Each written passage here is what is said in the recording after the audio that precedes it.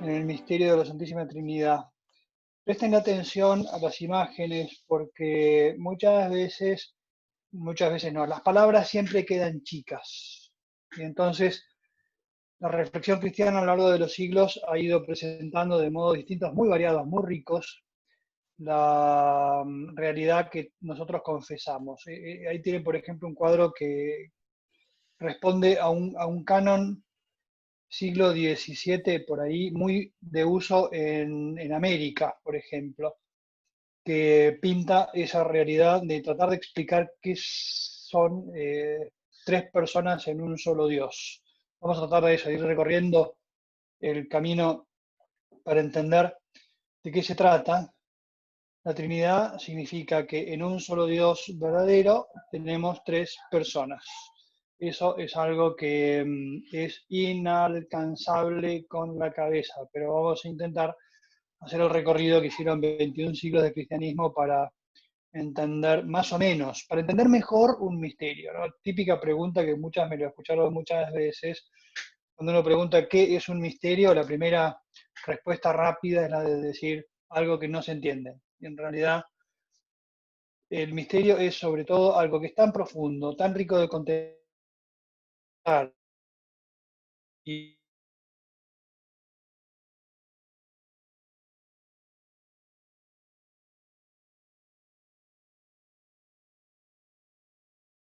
puedo dominar el mecanismo de una mosca, comprender todo aquello que sea más sencillo que yo. Pero si yo pudiera comprender a fondo el misterio de la Trinidad, entonces significaría que en realidad la Trinidad es un invento mental mío. Padre, Hijo y Espíritu Santo, y lo que confiesa la fe cristiana es que el Padre es Dios, el Hijo es Dios, el Espíritu Santo es Dios, pero no son tres dioses, sino un solo Dios. Ese es el planteamiento del título. El recorrido que vamos a hacer es el siguiente. Primero, preguntarnos cuándo lo supimos, esto de que Dios era tres personas. Después, cómo lo supimos. Después, tratar de desentrañar un poco qué es lo que sé de la Trinidad, qué puedo decir. Después, algo que tenga que ver más conmigo, no tanto la Trinidad vista como algo frente a mí, sino para mí, eso qué significa. Y después algo que es importantísimo también para la vida cristiana, y es donde estoy parado yo como cristiano, qué significa para mí ser cristiano y qué significa para mí la Trinidad. Es decir, yo podría vivir sin el misterio de la Trinidad. Hay una famosa afirmación de un teólogo bastante patotero de los años del Concilio Vaticano II, que cuando tenía todos los obispos del planeta, 3.000 obispos, piensen lo que es eso, ¿no? Tuvo la valentía de decirles que para muchos cristianos, si le dicen que en realidad nos equivocamos y que no son tres, sino que son uno solo, no le cambiaría nada. Y los obispos se agarraban la cabeza, como diciendo, tan mal hemos vivido este misterio que no somos capaces de mostrarle a los cristianos qué es lo que significa para mí que Dios sea tres en uno. Bueno, entonces, como recoge el catecismo, el misterio central de la fe y de la vida cristiana es el misterio de la Santísima Trinidad. Y tenemos como para enterarnos dónde nos metemos, ¿no? Si uno comienza a ser cristiano cuando es bautizado en el nombre del Padre y del Hijo y del Espíritu Santo. Si yo tuviera que preguntarme la primera pregunta, ¿no? ¿Cuándo lo supe yo a esto de que Dios era trino? Jamás se me hubiera podido ocurrir. Acá, en una cita un poco larga, cada vez, cuando leo más cosas de cómo se hacen las presentaciones, dicen que hay que poner un poco de texto. Todavía no aprendo, me gusta tener el texto delante, ¿no? Pero hay una concepción de la religión en general, visto por una filosofía que no es religiosa, como una proyección de la vida del hombre. El hombre se siente poca cosa y entonces proyecta en una existencia perfecta lo que él no es. Entonces se inventa dioses. Si uno piensa en toda la mitología griega, por ejemplo, el hombre que nota que tiene poco poder se inventa un dios todopoderoso que es Zeus. El hombre que ve cómo la naturaleza le da alimentos y la puede trabajar, inventa una diosa como Ceres, que es la que ya es romana esta, la que se encarga de las cosechas. Entonces uno va como inventándose cosas más allá.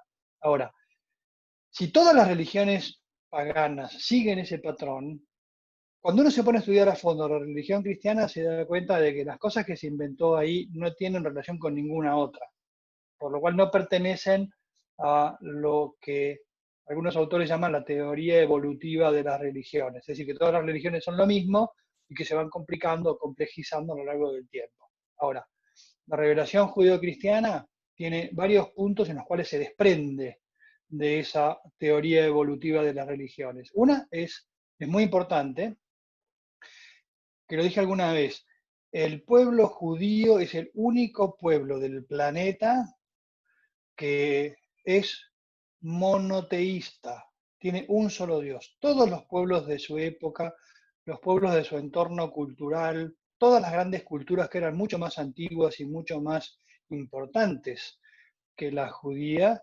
tenían muchos dioses. De un modo absolutamente discontinuo con esa tradición, el pueblo judío se mantiene en una fe monoteísta. Esto es único. Y entonces, esa es una de las discontinuidades. Y la otra, ya en la tradición cristiana, hubiera sido imposible pergeñar una cosa tan complicada como inventarse un dios trino. Ahí tiene un autor que hoy es considerado como algo, una verdad suya que mucha gente la compra como si fuera así. Dios es una proyección del hombre, una proyección que hace de sí mismo y de su esencia. Y entonces uno se pregunta, ¿a quién se le metió en la cabeza una cosa tan complicada? Si hubieran tenido que inventarse un Dios, hubieran buscado un Dios un poco más creíble. Dios.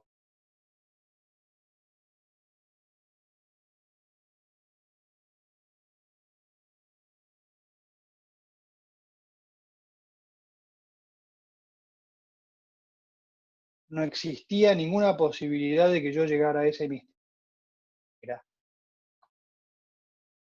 Palabras de Jesús en el Evangelio de San Mateo, nadie conoce realmente al Hijo sino el Padre. Y nadie conoce realmente al Padre sino el Hijo y a quienes el Hijo quiera darlo a conocer, es decir, nosotros, los cristianos que recibimos. Ella nos habla del Padre y del Hijo. Más adelante nos va a hablar del Espíritu Santo. Por lo cual, la única forma que tuvimos de saber que Dios era trino era justamente con la revelación que Jesús hace, porque como Él viene de dentro de Dios, puede hablarme de cómo es Dios, y es el único que puede hablarme de cómo es Dios. ¿Cómo lo supimos? Lo supimos cuando Jesús nos lo dijo, y Jesús fue de un modo progresivo, revelando este misterio. Una de las primeras cosas que también rompe con la continuidad del judaísmo es como, por ejemplo, Jesús empieza a revelarnos a Dios como nuestro Padre. Para los judíos, la figura de Dios como Padre no era muy habitual, era muy poco habitual. Si me acuerdo bien, en todo el Antiguo Testamento aparece 7 veces usada. En el Nuevo Testamento aparece 135, solamente en los Evangelios. Para hacerse una idea. Cuando Jesús empieza, mañana, el lunes en la iglesia empezamos a leer el Sermón de la Montaña, y entonces ahí Jesús todo el tiempo va a decir, vivan de esta manera para que sean hijos del Padre que está en los cielos, de su Padre que está en los cielos. Sean perfectos como el Padre del cielo es perfecto. Se dirige a Él como Padre. Ora a tu Padre que está en lo escondido, y tu Padre que ve en lo escondido te recompensará. Esa habitud, ese hábito que tenemos los cristianos de dirigirnos a Dios como Padre, como papá, es algo totalmente nuevo y que lo introduce Jesucristo. Ahora, Jesús empieza a decir no solamente que Dios es Padre, sino que Dios es su Padre. Y tenemos un evento en el Evangelio, un suceso en el cual se nota cómo no es algo que Jesús lo fue descubriendo de a poco, sino que ya desde su nacimiento, desde el momento que tuvo conciencia como hombre, ya sabía perfectamente que era el Hijo de Dios.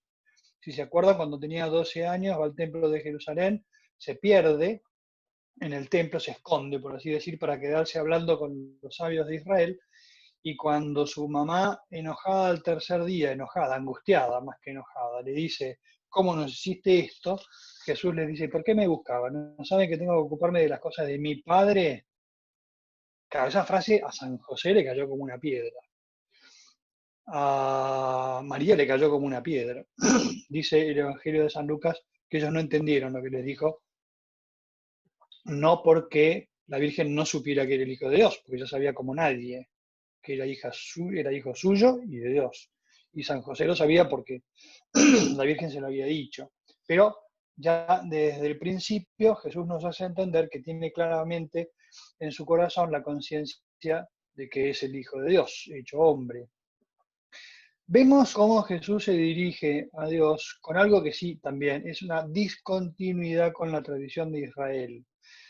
La palabra que aparece traducida, que aparece escrita en el Evangelio muchas veces en hebreo, Abba, no se la traduce al castellano porque se prefiere usar esa porque es una palabra que es difícil de traducir, porque uno podría traducirla como padre, pero en realidad era una reduplicación de una sílaba, que era la típica forma en que los chicos llamaban a sus padres. Abba se traduce perfecto por papá. Que alguien se dirigiera en el pueblo de Israel a Dios como papá era absolutamente disruptivo.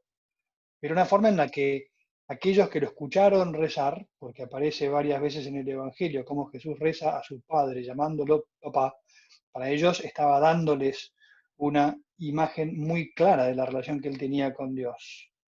Y después hay un datito que puede complicar la cosa ahora, pero cuando Jesús habla de Dios como Padre, Él no dice nuestro Padre, sino que dice mi Padre y el Padre de ustedes. Separa, porque no es lo mismo que sea para nosotros un Padre que la manera en la que Él es Hijo de Dios. Los apóstoles van conviviendo con Él, y entonces van entendiendo de a poco cómo Él se presenta como Hijo de Dios. No es que llegó el primer día y dijo, soy el Hijo de Dios, escúchenme, sino que poco a poco lo van entendiendo. Por ejemplo, varias veces San Pedro tiene una intervención muy linda, un par de intervenciones muy lindas en las que, medio asombrado, después, por ejemplo, de que caminó sobre las aguas, se acerca a Jesús y le dice, ¿realmente eres el Hijo de Dios? O cuando Jesús les pregunta, ¿quién dice la gente que soy yo? Uno dice que sos un profeta, ¿y ustedes qué dicen? Pedro toma la palabra y dice, tú eres el Cristo, el Hijo de Dios.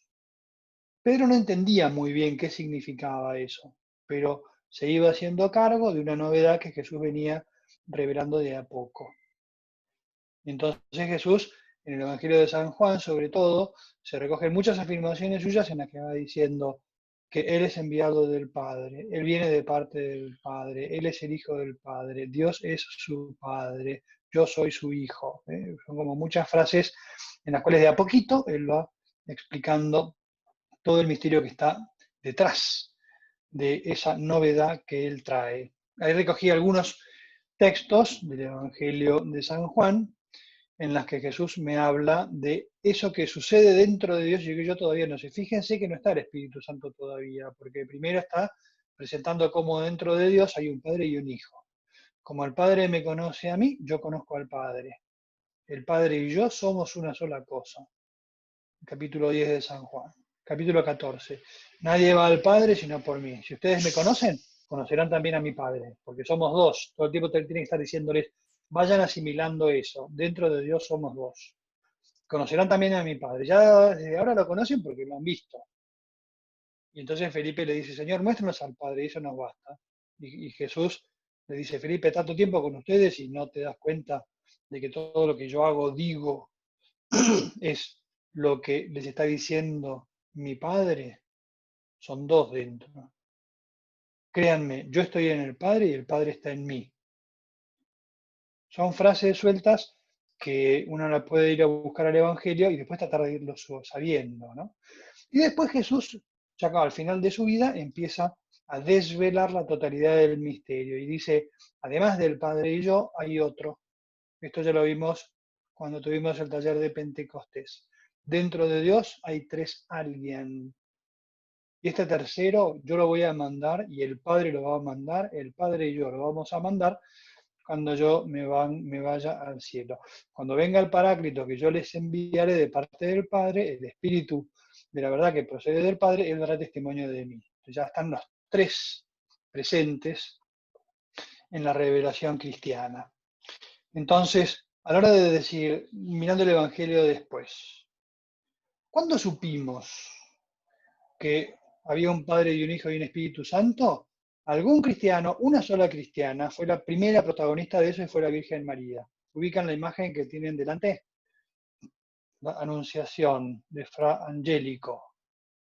Y figura la Virgen cuando el ángel le dice que si quiere va a ser la Madre de Dios. Y entonces, cuando ella le pregunta, ¿cómo va a ser esto si yo no conozco varón? Por primera vez resuena en el universo la revelación de que hay un Padre, un Hijo y un Espíritu Santo. No sabemos lo que entendió María porque no tenemos datos de esos. Podemos suponer que con una inteligencia enorme Dios le habrá ayudado a entender algo del misterio, ¿no? La virtud del Altísimo, el Padre te cubrirá con su sombra, el Espíritu descenderá sobre ti y lo que engendrará será el Hijo de Dios. Ahí aparecen los tres. ¿Se animan a, si abren el micrófono, a otra imagen del Evangelio donde aparece también la revelación de las tres personas? Bautismo. En el bautismo de Jesús, efectivamente. Cuando en el bautismo Jesús sale del agua, una vez que ha sido bautizado, desciende sobre él una paloma, el Espíritu como una paloma, y se escucha la voz del Padre que dice, este es mi Hijo muy amado. ¿Qué entendieron los que estaban alrededor? Nada, entendieron nada, porque todavía ni siquiera Jesús había empezado a explicarlo. Pero ya se hizo presente la Trinidad de una manera dramática en el sentido de con hechos, con un hecho presente. Entonces, una vez que Jesús revela que hay un Padre y un Hijo y un Espíritu Santo, pasamos al segundo punto, y es ¿qué me enteré yo de lo que Jesús me dijo? ¿Qué sé yo de la Trinidad? Entonces, una vez que he leído todos los textos del Evangelio, escucho a Jesús que habla, trato de entender sus palabras, Jesús no tuvo con ellos una clase de teología trinitaria, sino que nos dejó una serie de revelaciones para que después nosotros las fuéramos trabajando. Es suficiente lo que Jesús nos dijo. Y entonces a lo largo de los siglos se comienza con la primera idea, y es que Dios es único, permanece, fíjense ustedes, permanece la tradición judeocristiana de un Dios, un solo Dios, somos monoteístas, pero es un Dios que se despliega en tres personas. En Dios hay tres, un Padre, un Hijo y un Espíritu. Usé la palabra persona, pero todavía es demasiado temprano, porque todavía en esta época no se usa la palabra persona. Yo sé que en Dios hay tres, y uno es el Padre, uno es el Hijo, y otro es el Espíritu Santo. Yo sé que tengo un solo Dios, pero que no es solitario. Somos uno, dice Jesús, con el Padre.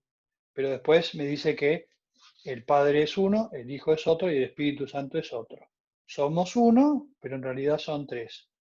Y entonces, lo que va a hacer la Iglesia a lo largo de los primeros siglos, hasta el siglo IV, 300 años, es darle vuelta a estas cosas y tratar de buscar el modo de explicarlo. Y entonces lo que hace es acudir a palabras de la filosofía en la cual se introduce una palabra nueva. La palabra persona es una palabra inventada por el cristianismo para hablar de lo que sucede dentro de la Trinidad. Y entonces se contraponen, para explicar el misterio, dos palabras. Una que ya la tenía la filosofía de antes, que es la palabra sustancia o esencia. Dios es una sola cosa, pero dentro de Dios hay tres realidades. Y entonces piensan como cada uno de nosotros, por ejemplo, somos una sustancia, un cuerpo, una historia y una persona. Yo soy yo con mi cuerpo. Y en Dios hay un solo ser, una sola sustancia, pero dentro hay tres personas. Jesús, no lo entiendo. Y me dice, no lo vas a entender nunca. Pero trata por lo menos de captar ese misterio como un mensaje. No lo vas a captar nunca porque es un misterio en sentido estricto, porque es imposible que me cierre una explicación que me dé razón de eso. Yo lo que sí sé, lo que puedo decir es hasta dónde llegué, que justamente es ese modo de ser. Dios es uno solo, pero que se manifiesta dentro de Dios con una trilogía de personas. Hasta ahí puedo llegar.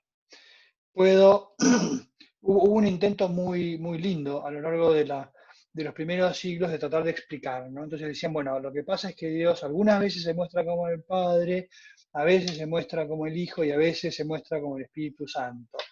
Y entonces los cristianos, los que pensaban estas cosas, los teólogos, empezaban a comparar esa afirmación con el Evangelio y dicen, no, esto no cierra, porque no es que Dios se muestra a veces como Padre y el mismo Dios se muestra a veces como Hijo, sino que Padre e Hijo se reconocen como distintos y hablan de ellos como algo distinto.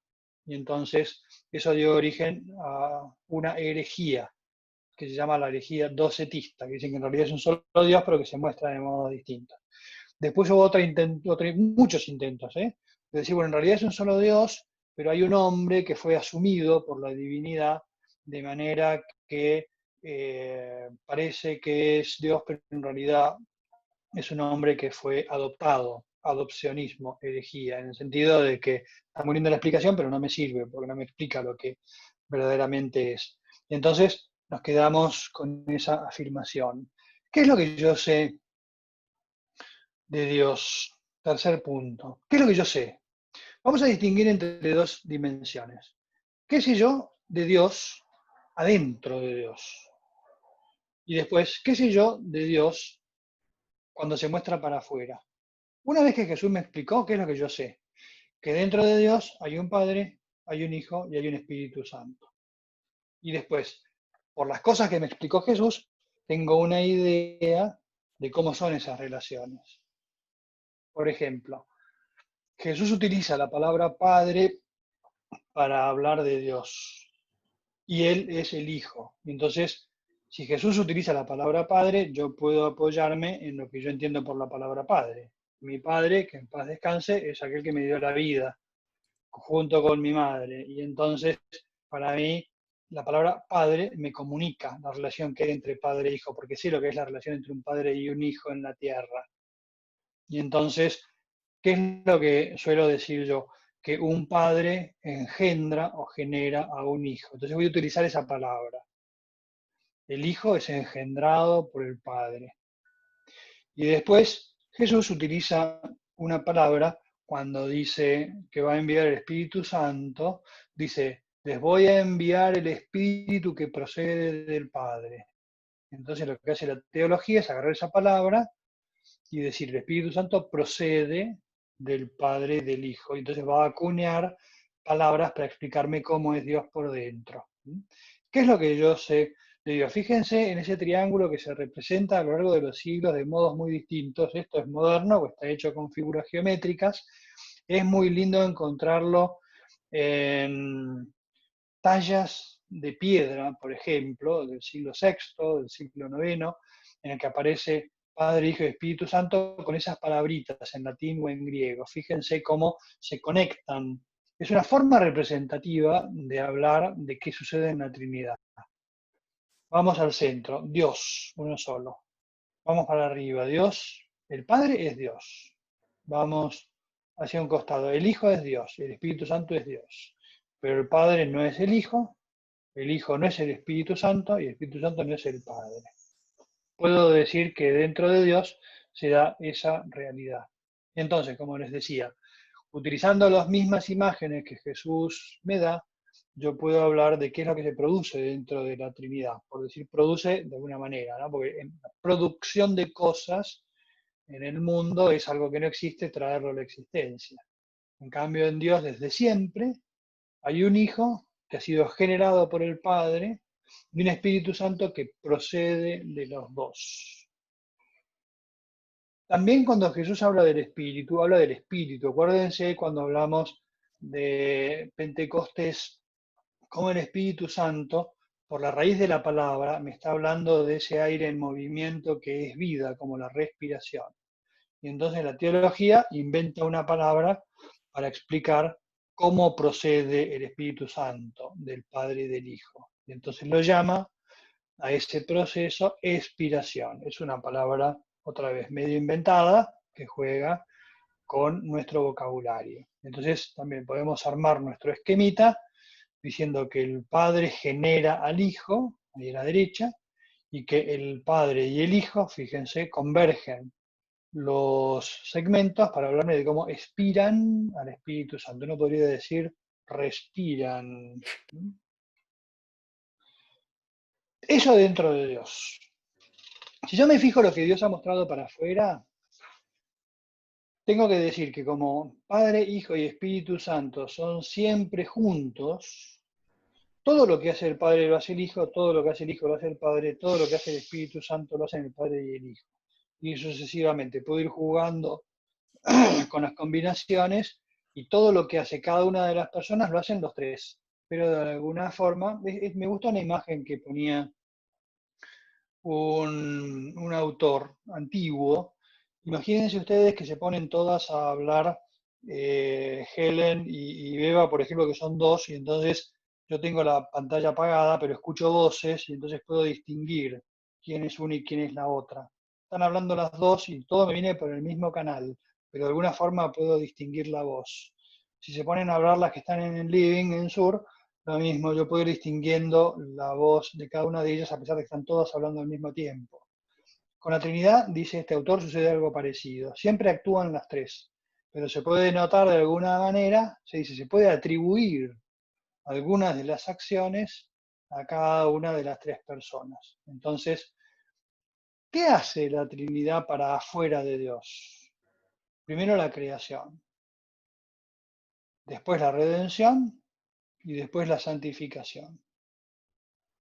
Y entonces acá lo que hice fue buscar una imagen para que vean cómo también el arte, la reflexión cristiana trata de representar. Uno ve este dibujo, y entonces ve al Padre y al Hijo con el Espíritu Santo y en el medio la esfera del mundo, Dios bendiciéndola, el Hijo bendiciéndola, el Espíritu Santo iluminándola.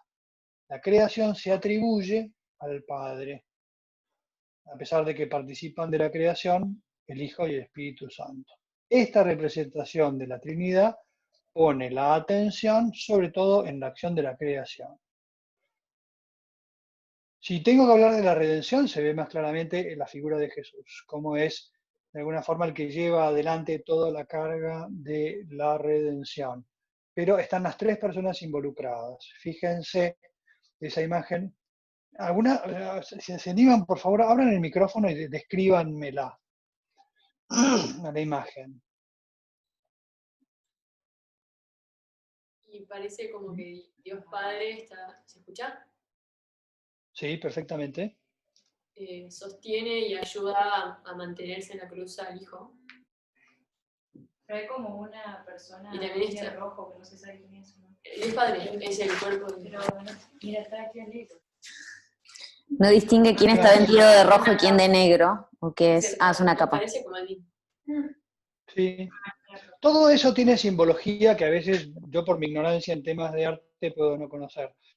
Pero ¿qué más se ve ahí? Hay un detallito que a mí me llamó la atención leyendo una descripción de este cuadro. Es un rasgo muy significativo que me muestra cómo la pasión de Jesús... Parece la cara de Dios Padre como triste, o por lo menos chiquitito como se ve, pareciera. Tal cual, fíjense cómo tiene cara de dolor, como diciendo, ¿se dan cuenta de lo que estoy haciendo? No me copa, esto es una cuestión, estamos haciendo algo loco, ¿se harán cargo ustedes de lo que está pasando? No me divierte que estén maltratando a mi hijo. Entonces lo entrega, y el Espíritu Santo está en el medio acompañando esa entrega de Dios, ¿no? Acá me muestra cómo toda la redención es algo que no solamente lo hace Jesús, sino que el Padre está terriblemente involucrado porque es su Hijo, y el Espíritu Santo está terriblemente involucrado porque es el amor entre los dos, está por así decir, la cruz está como rompiendo al Espíritu Santo, por decirlo de alguna manera, ¿no? Porque está lastimando el amor entre el Padre y el Hijo por amor a nosotros, ¿no? Para fuera de Dios. Y por último, la santificación. Lo saben porque viendo las que están presentes saben de qué estamos hablando, lo hablamos cuando hablamos de la Pentecostés, pero ahí tienen una imagen que a mí me recontrarremilcopa. Y la encontré por primera vez en una iglesia, en la iglesia de la Plaza Central de San Fernando. zona norte, ¿no? Al norte de San Isidro, y entonces era una escultura de madera de 20 por 20, y se llama la Trinidad del Hombre Caído o la Trinidad de la Misericordia. Ya dije muchas cosas, ¿se animan a describirlo ustedes mirándola? A ver, valentía. Angie, Pilar, Eugenia, Beba.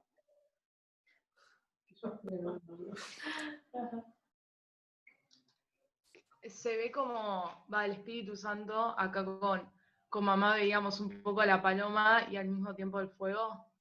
Sí. ¿Qué más? Pareciera como que ¿se escucha? Sí. Sí, Que sí, sí. como que el hombre caído, Dios Padre lo sostiene, pero es el hijo el que se pone como a los pies, como que se rebaja más. No sé, como Colores. al fondo y te...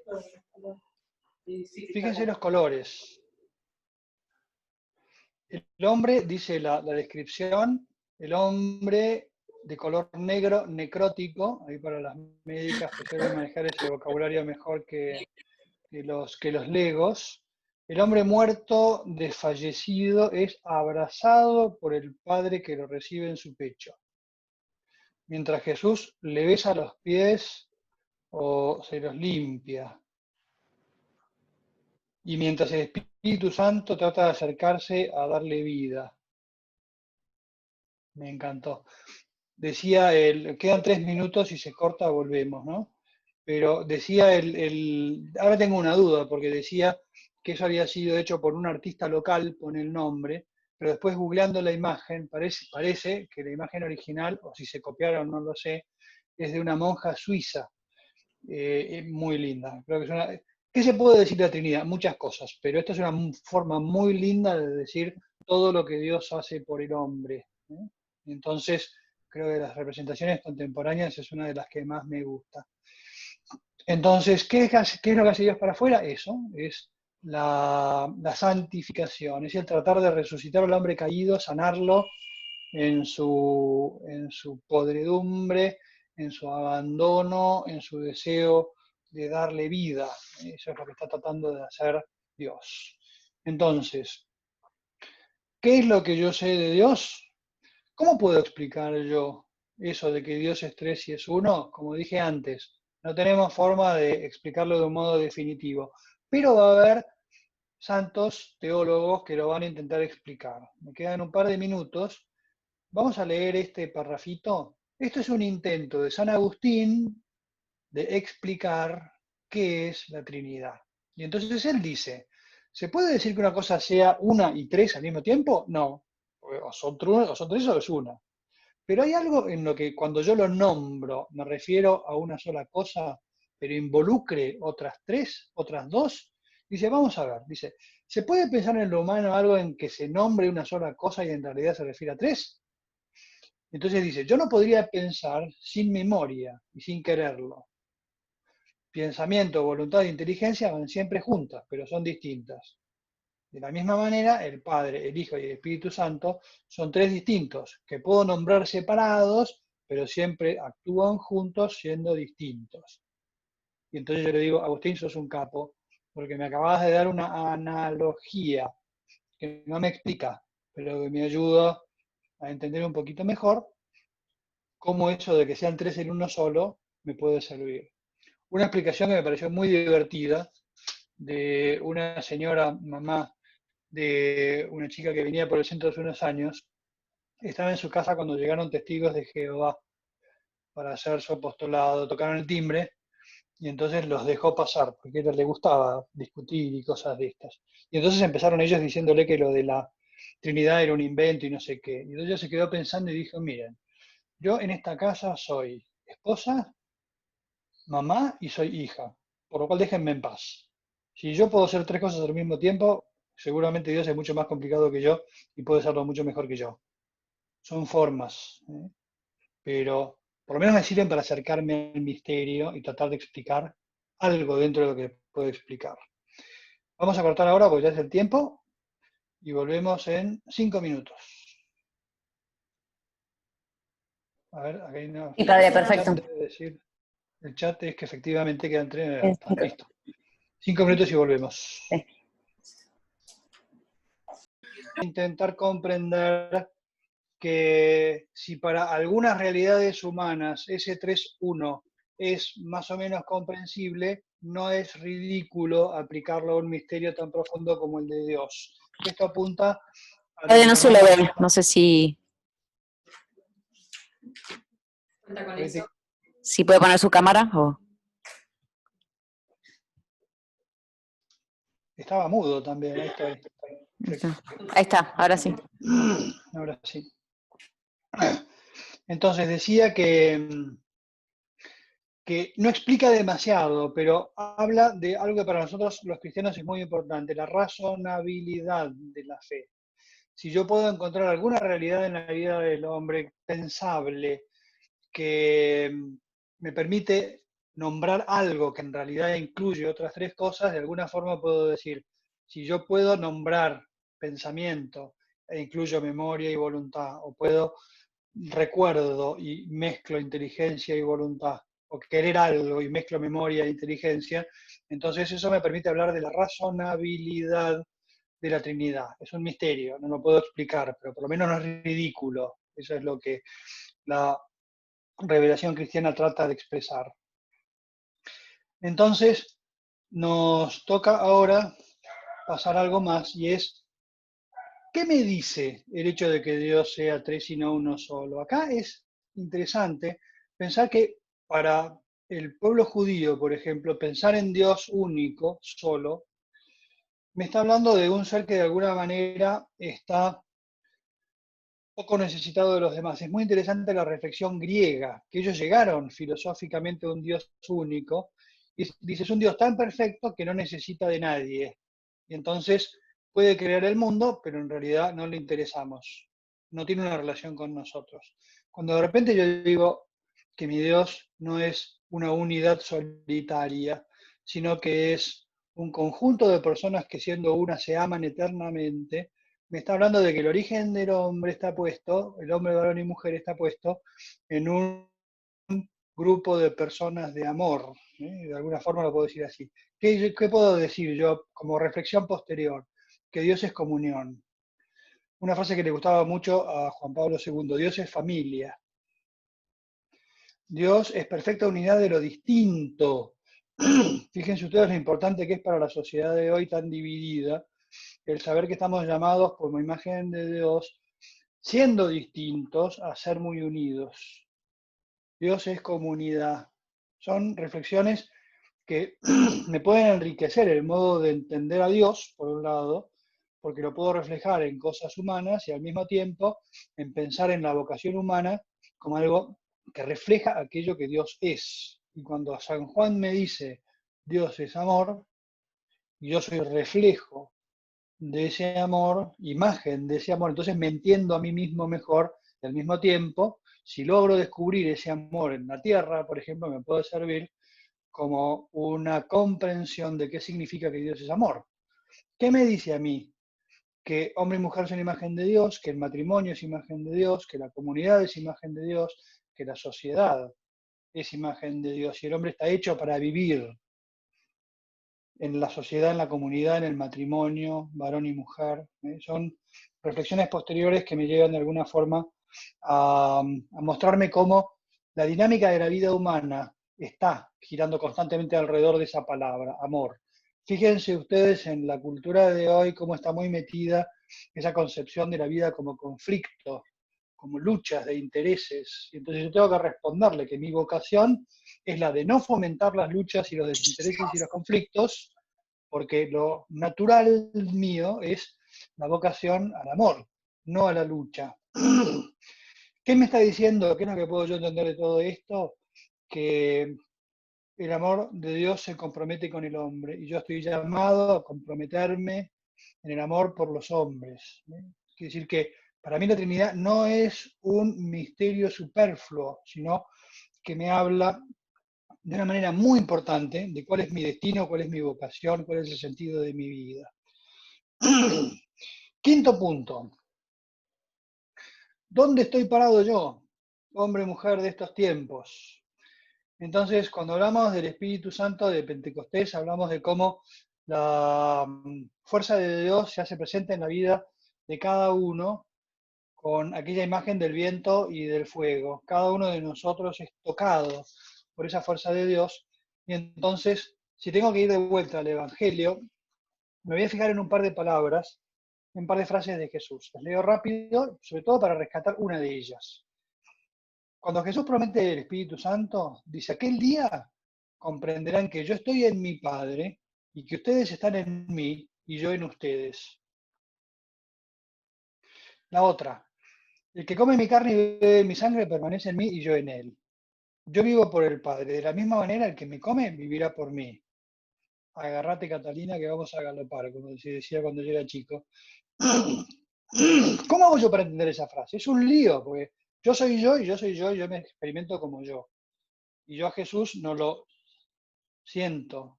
Y entonces yo siento una vocecita que me dice, sí, que lo sentí, sí, es cierto, yo lo siento en mi vida de todos los días, porque me ayuda. Pero Jesús no me explica cómo es eso, pero yo tomo la frase que él me dice y la trabajo. Ustedes están en mí y yo en ustedes. Me quedo con esa frase. Jesús no la entiendo del todo, pero más o menos voy a intentar darle vueltas para ver cómo la manejo. Otras frases de Jesús, perdón, de San Pablo, que es uno de los grandes trabajadores de este tema. San Pablo tiene alrededor de 10, 12 imágenes. Y ustedes son cuerpo de Cristo. Ustedes son, a ella me encanta, si ustedes son una carta de Cristo, redactada por ministerio nuestro, escrita no con tinta, sino con el Espíritu de Dios. No en tablas de piedra, sino en tablas de carne, en los corazones. Y después una imagen muy linda, y es la imagen de la luz. Si se acuerdan, alguna vez también la consideramos con algunas por lo menos, cuando Moisés se encuentra cara a cara con Dios en el monte Sinaí, vuelve con el rostro encendido. Y entonces dice, de la misma manera, con el rostro descubierto, nosotros reflejamos como en un espejo la gloria del Señor. Nos vamos transformando en esa misma imagen, cada vez más gloriosos. Así es como actúa el Señor, que es Espíritu. De alguna forma, me quiero quedar otra vez con esas imágenes que utiliza, perdón, pero ¿vieron la imagen esa de los fósforos? Es otra de las formas de explicar, ¿no? 3 fósforos que hacen una sola llama. Son como muchas maneras de tratar de reflejar el misterio que no entiendo. Otras imágenes de San Pablo. El Espíritu Santo nos conforma con Cristo, es decir, que nos da la forma de Cristo, nos transforma en imagen de Cristo. Otras veces dice, nos reviste de Cristo, nos identifica con Cristo. Dice, por ejemplo, en primera persona del singular, es muy impresionante esto, cuando dice, no soy yo el que vivo, sino que Cristo vive en mí. Y entonces nos quedamos otra vez con imágenes que de alguna forma nos dicen cómo nosotros nos estamos transformando en Cristo. Somos transformados, conformados, identificamos con Cristo, nos injertamos, lo dice una vez. ¿Alguna tiene experiencia de jardinería? Es impresionante. Yo no tengo experiencia en eso, pero es muy lindo pensar cómo cuando uno dice San Pablo, se ha injertado un renuevo, un brote nuevo en un olivo viejo y le ha vuelto a dar vida. Eso es lo que está pasando con nosotros. ¿Qué sucede? Que nosotros somos transformados en la Trinidad en Cristo por el Espíritu Santo. Nos conformamos con Cristo, nos identificamos con Cristo, nos injertamos en Cristo. ¿Cuál es entonces mi relación con Dios? No estoy enfrente de Dios, como si fuera algo ajeno y fuera de mí, sino que lo que sucede es algo muchísimo más rico, y acá voy a pedir ayuda a Pixar y a DreamWorks porque no llego a esos niveles, pero me permito una ficción.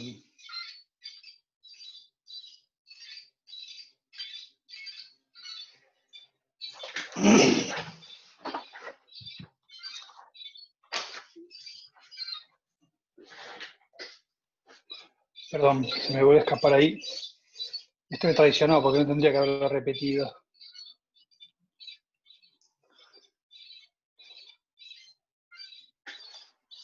¿Listo? Ahí está. ¿Qué ¿Qué sucede? Que por el misterio de la santificación que el Espíritu Santo produce, en realidad es como si en el seno de la Trinidad se abriera una puerta y yo puedo meterme por esa puerta. Y entonces, antes estaban el Padre, el Hijo y el Espíritu Santo, y ahora ven los símbolos de cada una de las tres figuras. Una tiene el cordero en el pecho, el otro tiene un fuego o un corazón, el otro tiene una paloma, el Padre y el Hijo y el Espíritu Santo. Yo puedo entrar dentro de la intimidad con Dios de alguna forma misteriosa que no la percibo con mis sentidos, pero yo me doy cuenta de que estoy al lado de Jesús. Cada cristiano, cada hombre, cada mujer que se acerca a Dios y que recibe la gracia, de alguna forma entra dentro del misterio de la Trinidad, formando parte de ese misterio dentro. ¿Dónde? Al lado de Jesús, dentro de Jesús, junto con Jesús. Y entonces el Padre nos mira en Jesús como hijos amados, porque el Espíritu Santo nos ha transformado, conformado en Cristo. Yo ya no estoy fuera, mirándolo desde fuera como una realidad que me es ajena, sino que por la misteriosa puerta de Jesús, ahí hay una frasecita muy importante que utiliza muchas veces San Pablo, que habla de nuestra vida en Cristo. Que decir que de alguna manera yo dentro de la Trinidad, junto a Jesús, soy mirado como un hijo amado. Y ahí estamos todos los cristianos. Hay una imagen muy linda de un poeta contemporáneo francés que habla de cómo Jesús se acerca a la Trinidad y el Padre lo ve venir y dice, qué alegría viene Jesús con los brazos, con las manos juntas en gesto de oración como un hijo piadoso. Pero se fija mejor el Padre y ve que detrás de Jesús viene toda una serie de personas escondidas detrás de Jesús a meterse dentro de la Trinidad. Y entonces medio que se asoma el Padre y dice, ¿qué es esa chusma que viene detrás de mi hijo? No pienso recibirla, pero como vienen con mi hijo no puedo decirle que no. Entonces adentro, es una poesía en francés muy linda que trata de explicarnos dónde está parado el cristiano. El cristiano que ha recibido, la imagen que ya la recontra conocen porque la puse 1000 veces, no tengo otra imagen mejor, pero me encanta, de cómo la vida del cristiano, de la cristiana, encendida por el Espíritu Santo, se transforma en Cristo y a partir de ese momento está de alguna manera dentro de la Trinidad. Es como que sin darnos cuenta, estamos metidos dentro de esa, a San José María le gustaba hablar de esa corriente eterna de amor, de ese diálogo amoroso entre el Padre y el Hijo y el Espíritu Santo, del que yo participo. Y entonces puedo aprender a sentirme hijo de Dios, hermano de Cristo, amor del Espíritu Santo, y puedo distinguirlos y hablar con cada uno de ellos de un modo distinto. Es como estar envueltos en una luz que nos permite entrar dentro de un ámbito nuevo, y así es como vivimos los cristianos. Hay una imagen, por ejemplo, que es una alegoría del sacramento del matrimonio. Se podrían buscar otras, pero de alguna manera me está diciendo el amor de un hombre y de una mujer son en Cristo parte de esa luz del amor que hay entre el Padre y el Hijo y el Espíritu Santo, y así cada ámbito de la sociedad en la que queremos estar los cristianos y también nuestra vida propia de cristianos. Preguntas, protestas, propuestas. A ver, esperen un poquitito, voy a ir para atrás, porque hay ahí una serie de imágenes que utilizó el arte cristiano ahí, por ejemplo, ¿no? Tienen el trébol, la imagen que usó San Patricio en Irlanda, y es la flor, el símbolo de Irlanda, el mushroom, porque era como él les predicó la Trinidad, el fuego.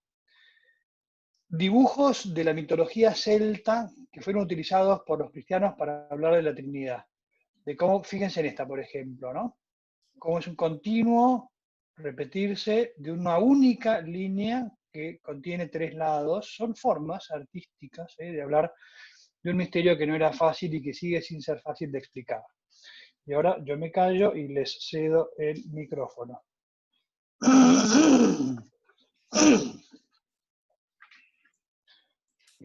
Dice, casi no hay preguntas, hay que preguntar si es un lío, ¿no? Si es un problema.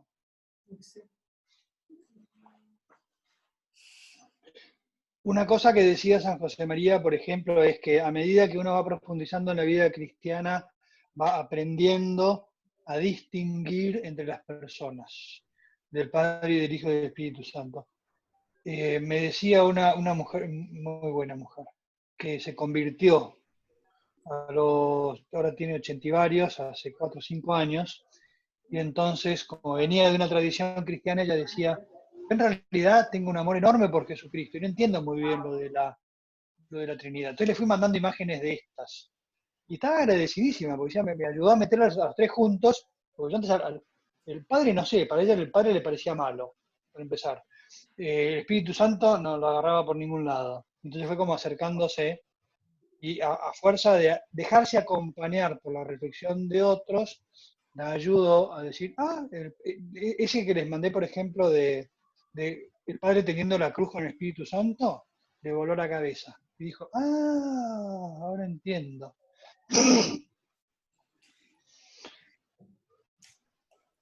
Padre,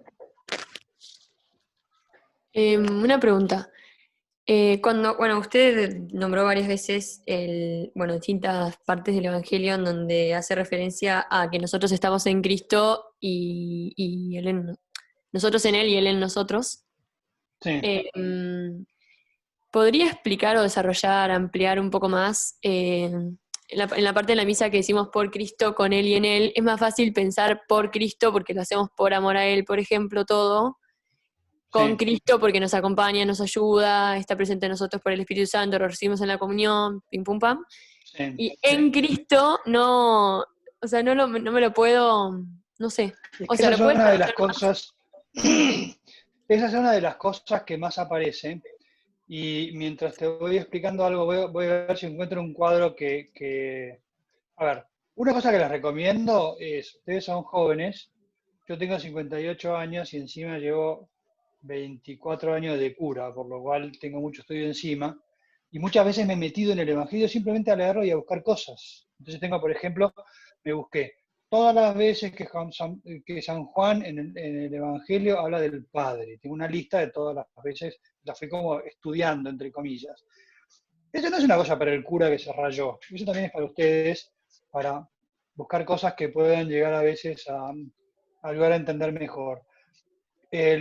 En Cristo, justamente, lo que tiene de más importante, estoy buscando no lo voy a encontrar ahora, pero bueno. Lo que tiene de más importante es justamente que el misterio de la vida cristiana pasa por descubrir que de alguna forma el que come mi carne y bebe mi sangre vive en mí y yo vivo en él. ¿Qué es lo que dice acá? Creo que lo hablamos un poco en algún momento, no me acuerdo si con lo del catecismo, ¿no? La vida de Jesús es mi vida, yo vivo en Jesús. De vuelta, en ciencias naturales en el colegio me decían que estaban los seres minerales, los vegetales y los animales. Y entonces hay vida vegetal y hay vida animal y hay vida humana. Ahora sí, la vida vegetal es nutrirse y crecer. La vida animal es sentir. La vida humana es, sobre todo, las mismas anteriores, pero más la inteligencia y la voluntad. ¿Cura gordo, Jesús gordo? Cuando el cura engorda, Jesús engorda, no. La vida vegetativa no se aplica en este caso. La vida sensitiva, de alguna manera, puede, pero sobre todo es a nivel de las actividades que más me definen como persona humana, la inteligencia y la voluntad. Dios se mete en mi inteligencia y en mi voluntad y las modela para que yo pueda entender lo que Él entiende, amar lo que Él ama y descansar, afectividad, ¿no? Descansar en lo que Él descansa, desear lo que Él desea. Entonces, yo, si puedo, no sé, estaba predicando sobre la adoración de la Eucaristía, por ejemplo. Digo, me pongo de rodillas delante de la Eucaristía y viene un tipo de afuera y me dice, pues estás loco, digo, estás puesto de rodillas delante de un cachito de pan que está metido en un armarito de no sé qué. Lo que pasa es que yo entiendo de una forma rara para alguien que no tiene esa vida en Cristo, que ahí está Dios. con su cuerpo, con su sangre, con su divinidad. Pongo mi ejemplo, pueden poner ustedes, ¿no? Debe ser por egoísta, pero digo, decido hacerme cura. Digo, tenía 14 millones, hoy es el día de la ingeniería, por ejemplo. Soy ingeniero, me hubiera podido dedicar a ganar plata siendo ingeniero, teniendo una familia. ¿Quién te metió vos en la cabeza dedicarte a eso? O cualquiera de las de acá que sigue una vocación, o cualquiera que haya decidido ser cristiana. Yo he decidido una serie de cosas porque he notado una fuerza interior que permite hacer una serie de loco, bastante loco todo esto. Sin embargo, estoy adentro, chocho de la vida, con mis peleas y no sé qué, pero noto que eso es algo que alguien lo pone en mí y entonces me permite ayudar, me permite entregarme, me permite hacer cosas de la misma manera que te permite a vos rezar, te permite entregarte a los demás, ser generoso. Y entonces, esa vida de Cristo en mí es la que cada cristiano puede asignarse y animarse a hacer cosas porque va a saber que las va a poder hacer, porque le van a salir. Pueden costar más o menos, pero eso es el en Cristo. Este es un tema tan complicado, para un segundito voy a decir algo más, que cuando San Pablo estaba buscando acá una, tendría que tener 5 manos, pero perdón, pero me estoy pensando ahora que tomé un examen online el otro día y cómo los chicos miraban pantallas, en la misma pantalla que estaban respondiendo, se estaban copiando con otras pantallas, cosas que estoy haciendo yo también mientras les hablo, ¿no? Pero San Pablo lo que hace es decir, por ejemplo, dice, ustedes han sido sepultados con Cristo, han sido bautizados. Cuando fueron bautizados, fueron sepultados con Cristo, murieron con Cristo y resucitaron con Cristo. Y ahora están sentados a la derecha de Dios. Eso, traducción castellana. Cuando uno agarra el texto original griego, cada una de esas palabras es una sola palabra. Es decir, que el tipo se inventó palabras para tratar de explicar esto. Dice, ustedes han sido bautizados en Cristo, han conmuerto con Cristo, han sido consepultados con Cristo, han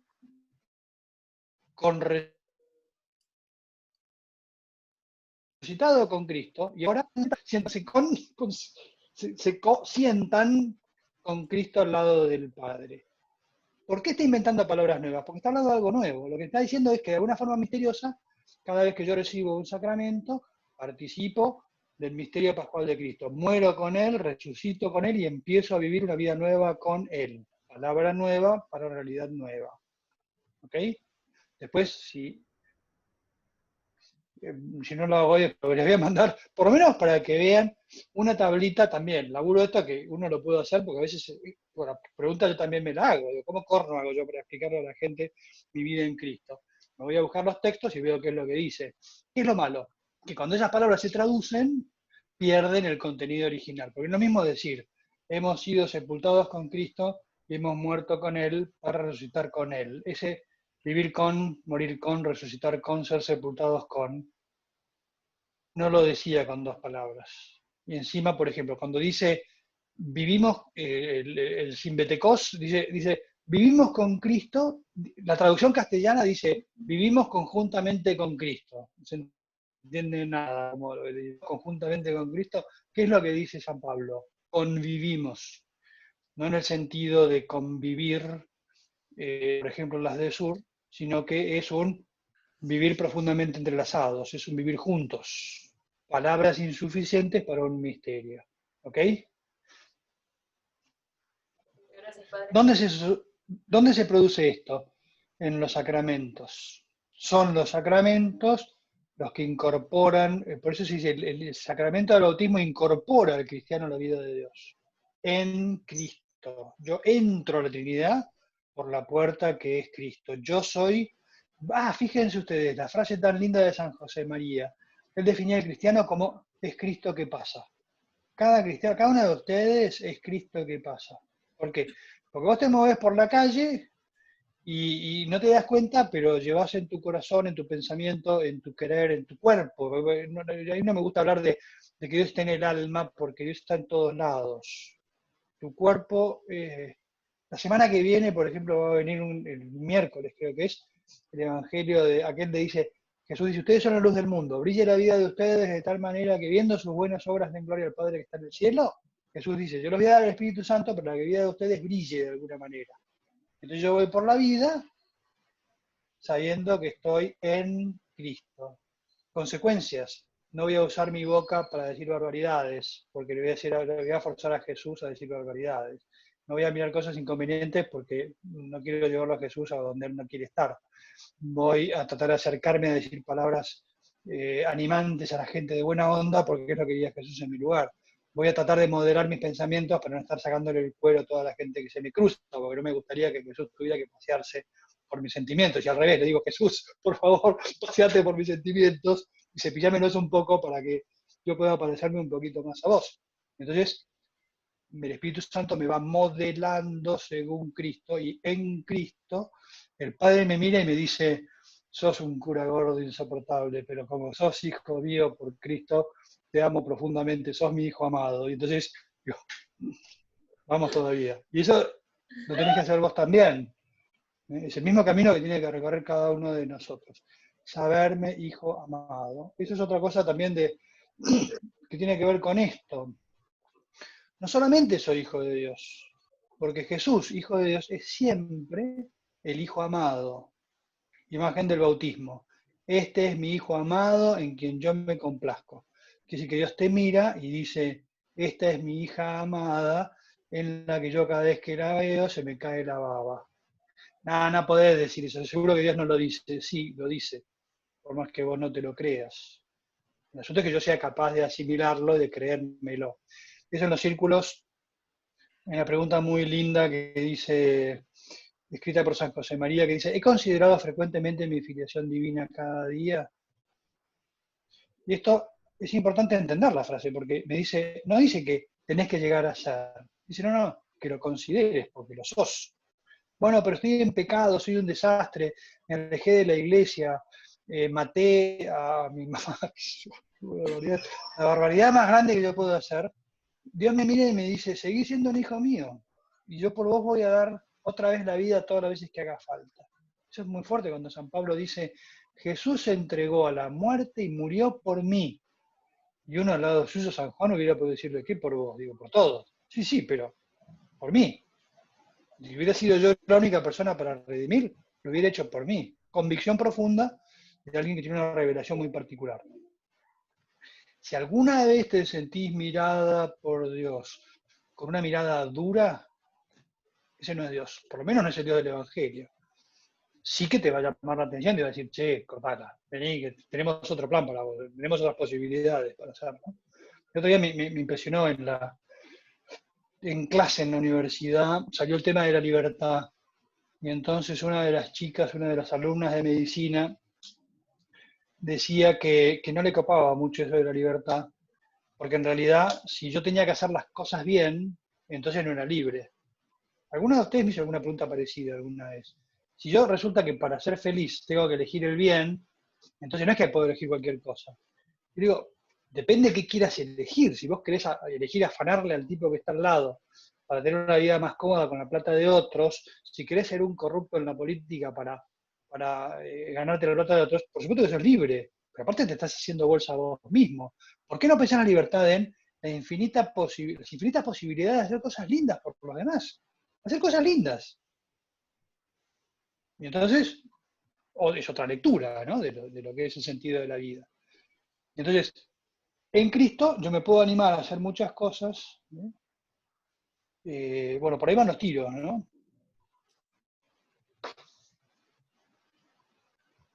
¿Listo? Vayan a comer algo rico y a terminar el día sábado de una forma divertida. dentro de la, ¿cómo se llama esto? Y encima llueve, bueno, paciencia. Bueno, chicas de Sur, Eugenia, Beba, Pilar, Yara, Mili, Maca, desde San Juan, bienvenida. Angie, todas, Tere, ahí está. Liz. Chao, padre, gracias. Chao, muchas gracias. Gracias.